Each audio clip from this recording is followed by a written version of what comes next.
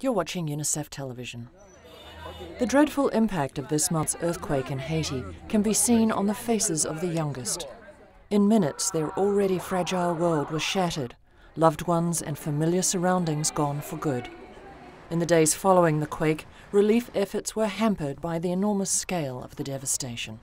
When the terrible earthquake hit the most populated area of the country, it destroyed not only tens of thousands or hundreds of thousands of lives, but also anything that was left in terms of poor infrastructure.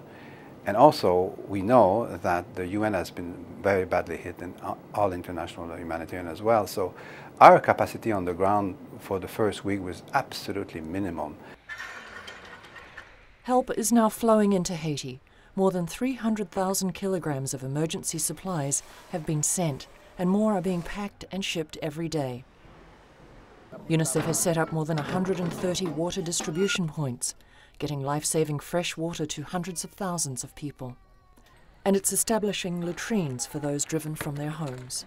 For the first time, I can say with some comfort that the logistical capacity that we have on the ground to provide larger scale distribution, but also capacity for our staff not to sleep outside for 15 days, to have access to some rest and some capacity also in terms of infrastructure, in terms of telecommunication.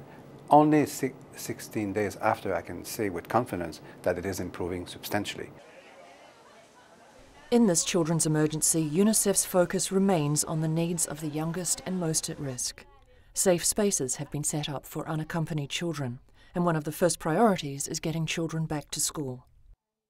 We do anticipate that the collaboration of UNICEF in partnership with the government would be essential to ensure that the children go to school, that children get proper meals on a daily basis. Even before the earthquake struck, Haiti was one of the poorest countries on earth.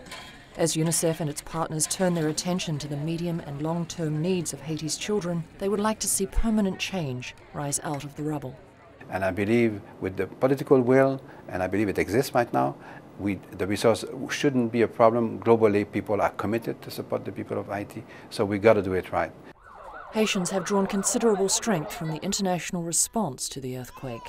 UNICEF believes this unprecedented commitment can be harnessed to make sure that the children of Haiti fully realize their rights to live a healthy and dignified life. This is Chris Niles reporting for UNICEF Television. Unite for Children.